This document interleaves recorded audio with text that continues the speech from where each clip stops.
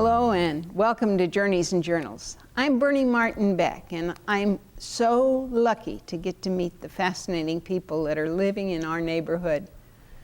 Way up one of those little windy roads is where out Williams, out in what used to be Williamsburg, well, that was across the street. And I met these folk who have a story to tell, and I'd like you to meet them.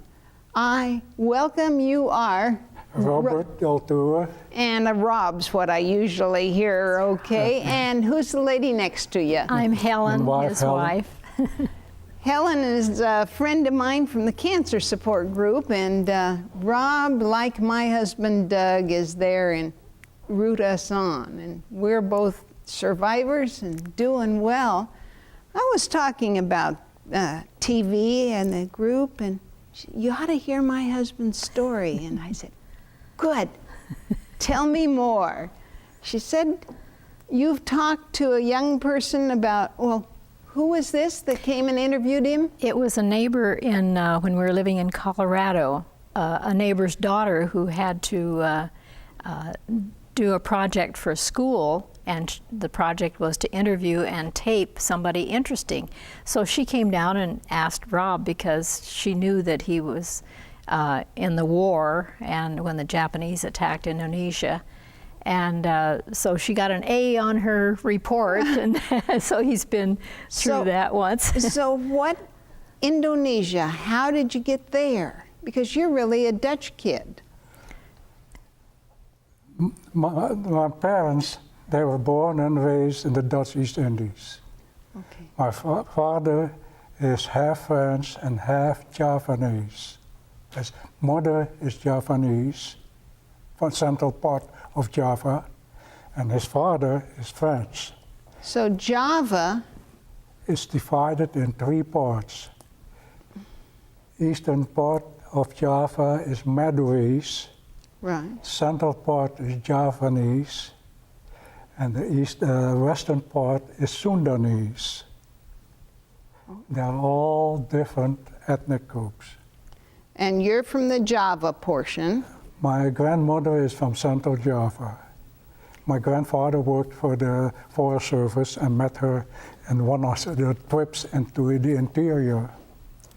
Oh, so he was from what country? France. French, and French. But he came to the Dutch East Indies as a colonial civil servant. Okay. Well, now, was at that time marrying the indigenous folk, that was just what was done, right? That's right. Most of the people in the colonies originated that way. French, Russians, many people.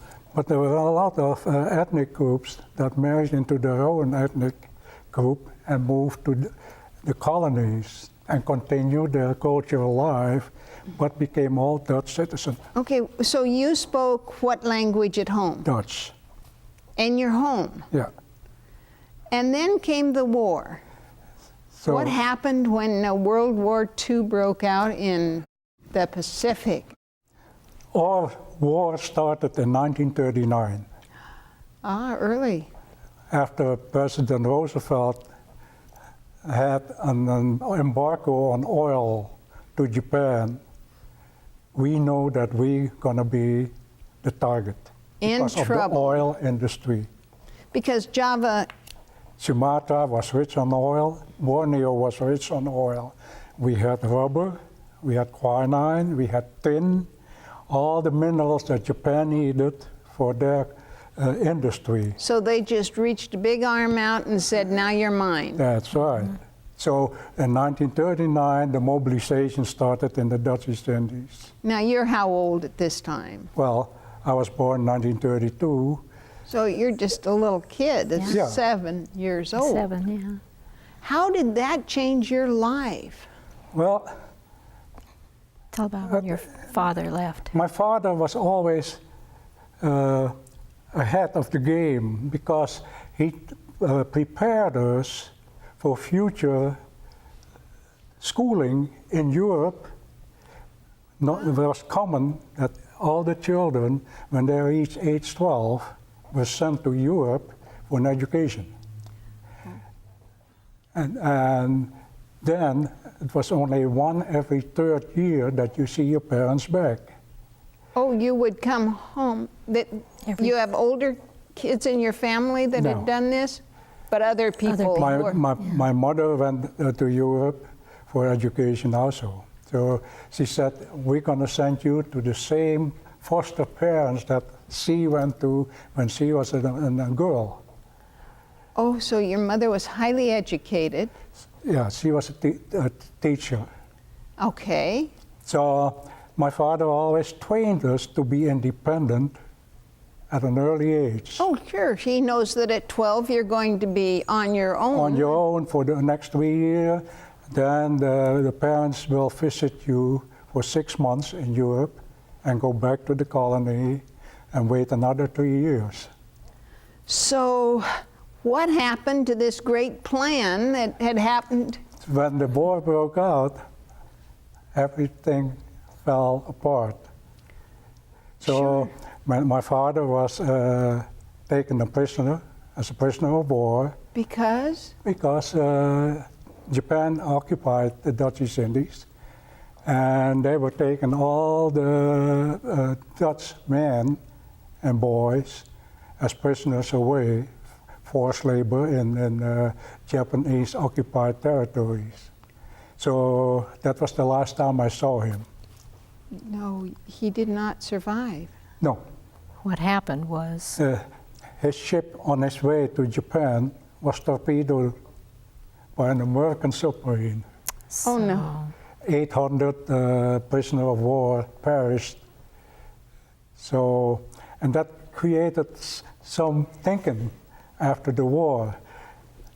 United States is an ally, but the United States torpedoed my father's ship. Oh. But it wasn't marked. Oh. Because Japan was not a signatory of the Convention of Geneva. As such, they didn't mark the ships with the prisoner of war. Oh, so it looked like any other vessel. Combatant. Well, now, so did you have any idea your father had been killed? Until 45. International Red Cross came and said, well, your father is listed as missing.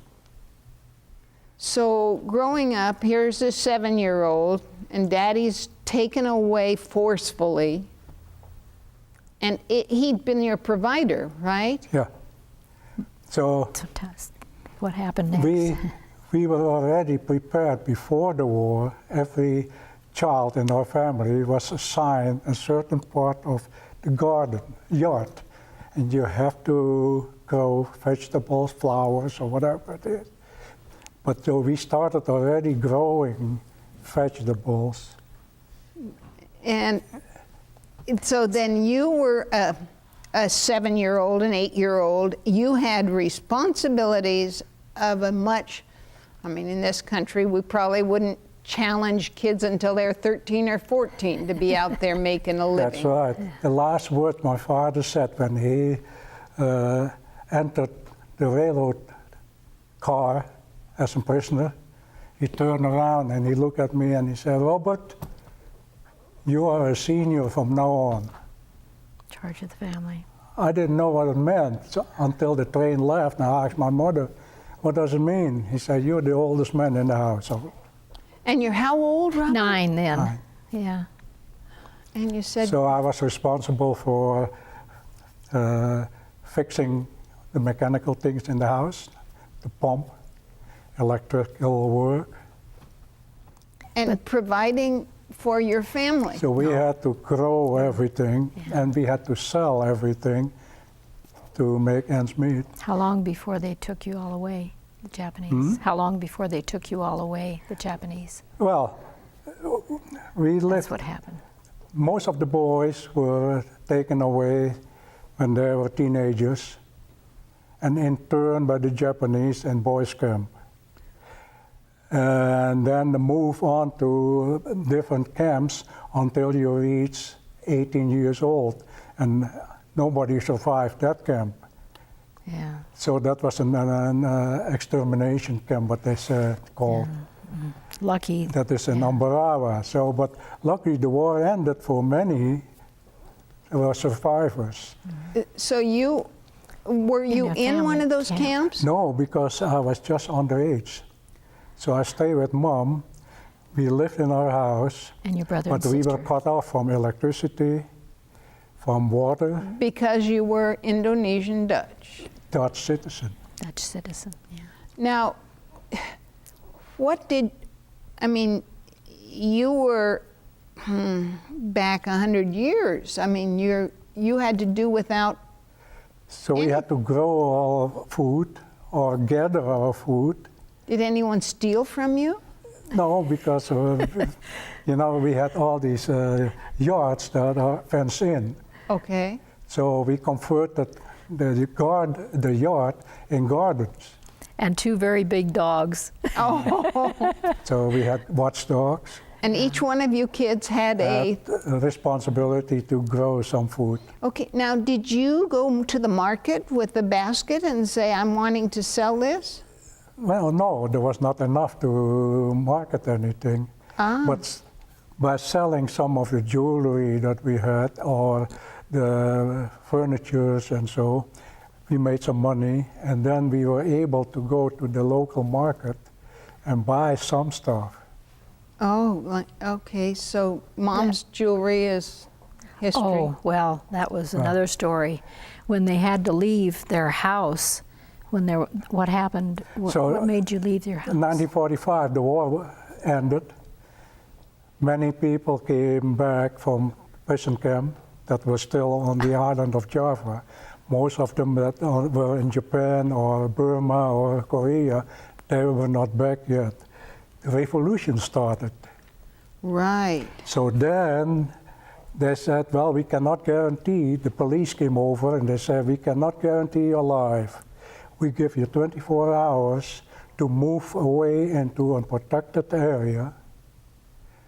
So we grabbed pillowcases, put everything in pillowcase, and moved to that protected area. Well, protected from whom? Who were you? From the rebels, the revolutionaries were rebelling and taking over the country Well, because they were fighting for independence. But first you went into a Japanese camp. Tell about the Japanese camp. Japanese, they Family didn't camp. put us in a camp. They said you were forced to do labor for us. So all the boys were forced to dig shelters for the Japanese.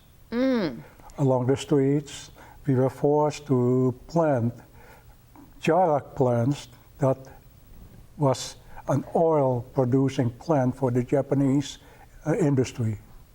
Oh my didn't know that. goodness, I didn't know that. Yeah. Well, now, when you found out, get that pillowcase and put your things in it, We left. where'd you go? Tell about your To that, grandmother. what is that, protected area that the police assigned us to. But before that happened, most of the boys that were left over from the Japanese occupation were picked up by the Indonesians and sent to prison.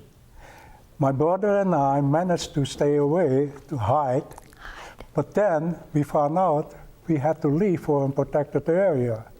So we moved, when darkness came, we moved to that area. My mother and sister and grandmother already left. So we went over there to join them. And there we were forced to live in one bedroom per family. And they closed the camp, put barbed wire around it, and protected us from the extremists, rebels. These are your own people. No, those are Indonesian people. The Indonesian people didn't like Indonesian Dutch people. No, because we were Dutch. See, that's so hard. So then, now do you get into Holland? So after their independence, we were forced to leave because you can accept the Indonesian nationality if you want to. And we say, no, we don't want it. Because you're not Indonesian, No. you're Dutch. We're Dutch.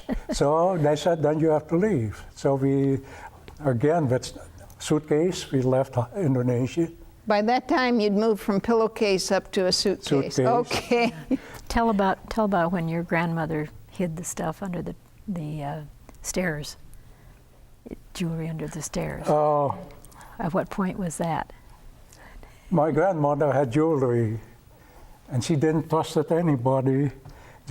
So in the middle of the night, she came over, and she trusted me only.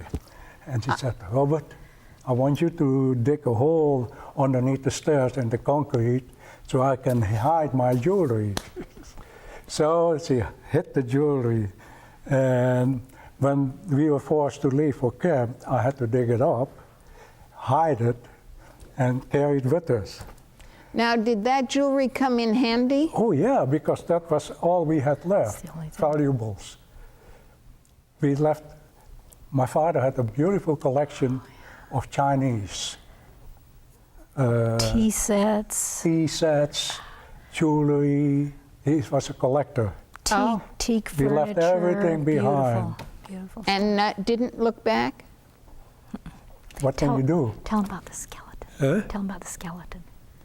Oh, Tell him about the skeleton. When we were leaving the house, I thought all the neighbors were already looted. I said, okay, I'm gonna make it as difficult as possible. I had a skeleton that we had from high school. A real lab. skeleton. Yeah. So I said, okay, I'm post that right behind the front door.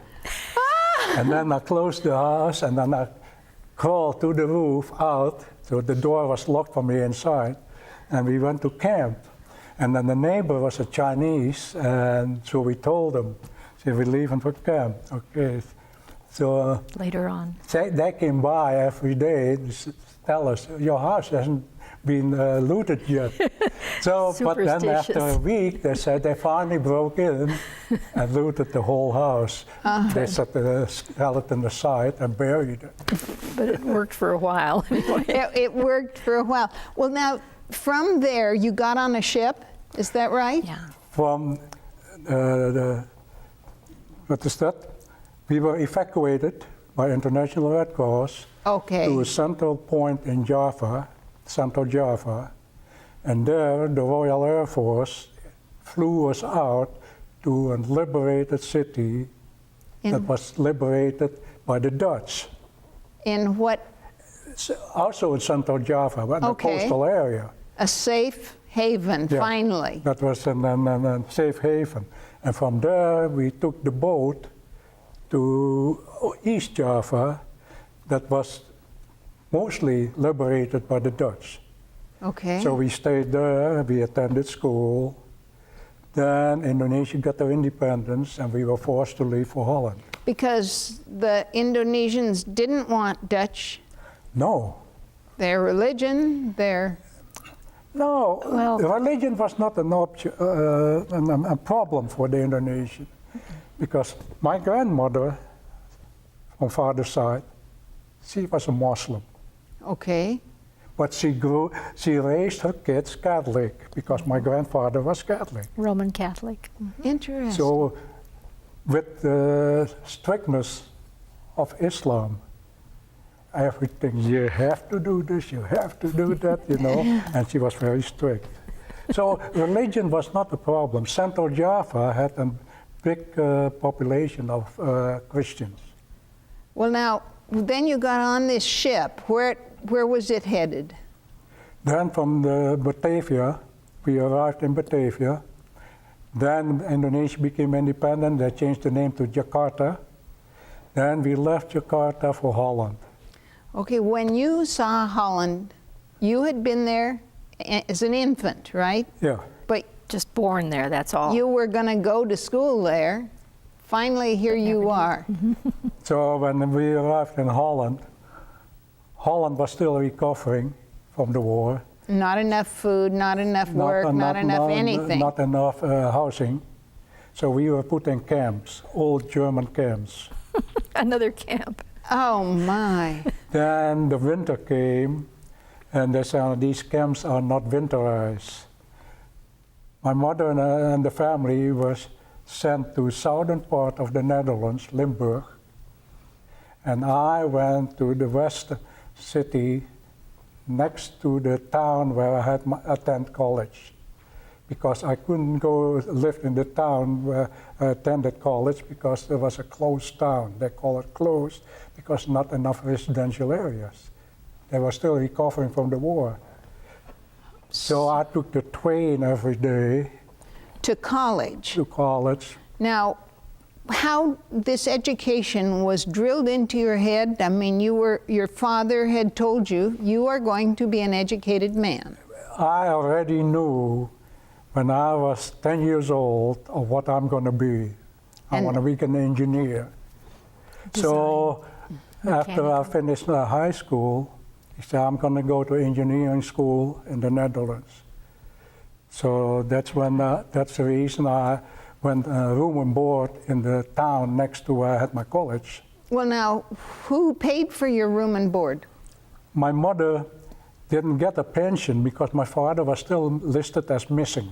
Ah, The government provided her with social support, some social means of support, until the 5 years. The first 5 years, then they said, well, we assumed your husband died. Then she was entitled to have a pension. In meantime, she Had made to her borrow own money. way also by sewing hats and purses and dresses and everything. and your sister? My sister stayed with my mother and my younger brother in Limburg. She And I went to stay school. in the western part of Holland. Sister went to secretarial school. Yeah. And my brother went to high school. So work, work, work. Oh, all work. Your skin is darker than the normal Dutch person. Was that a problem? I mean, Yeah, when we came in Holland and we were put in that camp in the north, they had never seen dark people, you know. So the first time I went to town, all the kids running ahead of me, you know, on the sidewalk. And finally they crossed over to the other side of the street and staring at me. So I went to the store, to a hardware store, and to buy some nails. So after I had my transaction done, the owner asked me, "Sir, may I ask you a personal question?" He said, "Yes." "Where did you learn Dutch so fluent?" So I told him, he said, "Well, it takes 21 days to sail from the Dutch East Indies to here, so we learned it in 21 days. And he looked at me, he said, "I sent my children for 7 years to school, and they still don't speak like you do." you were pulling his leg. Yes. weren't I know, but the majority didn't even know. They call us blackies, you know. Ah, One problem was, though, that the girls sure liked him. the suntan That's was. why he But, didn't get married for so many years. Well, now, we don't have many minutes left, but tell me to leave Holland, Indonesian, Dutch customs and all, what brought you across the pond, let's say? Openness, I need room. Mountains. And in Holland, because of the high density of people, to make progress, you almost have to wait for your superior to die to be able to get his position. And that's what happened in his work, was he didn't want to wait for his boss to die. So how did you get across the pond? Because I was making more money than most of the immigrants, I had to pay for my own flight over. So I didn't come over with the immigration boat or the immigration flights. So I was on my own. And the Catholic Church sponsored me, and they said, "We have an open placement for you." And where was that? I came in New York, and they kept me there. After 3 days, I said, "I have to go here. I cannot stay here." Holland was crowded, but this is ridiculous. He said, "What do you intend to do with me?" "Well, we intend to send you to Chicago." He said, "Give me my ticket back. I'll go back to Holland." He said, I'm not going to go to a town with 6 million people.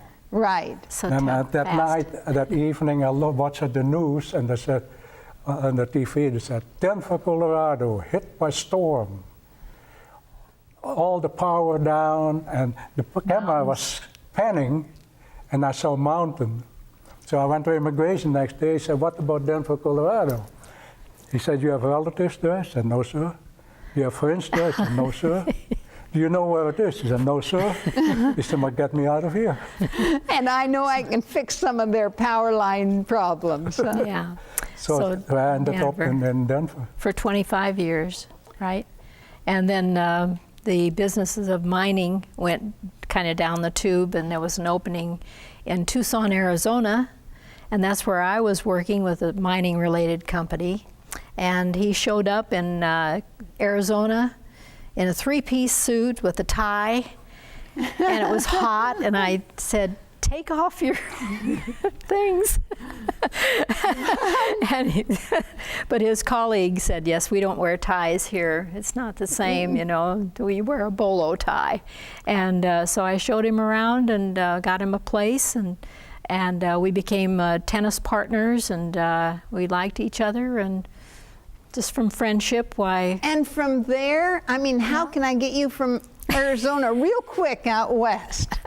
By job changes, so forth. From Arizona to California for a job, and then to Salt Lake City, and then Denver again for a couple of years, and then I'm a Portland, Oregonian, and I said, let's look around Oregon because I know you like it here. And they have carved their space out of Williams, Yes. just like an Indonesian Dutch did way back when. I want to thank you for telling your story. It gives me It's a hope. pleasure. And my friend Sylvia has told me about, you know, all these people who've come to America for a better life. Thanks for tuning in, and that's why we're here. I'm Bernie Martin Beck saying bye for now.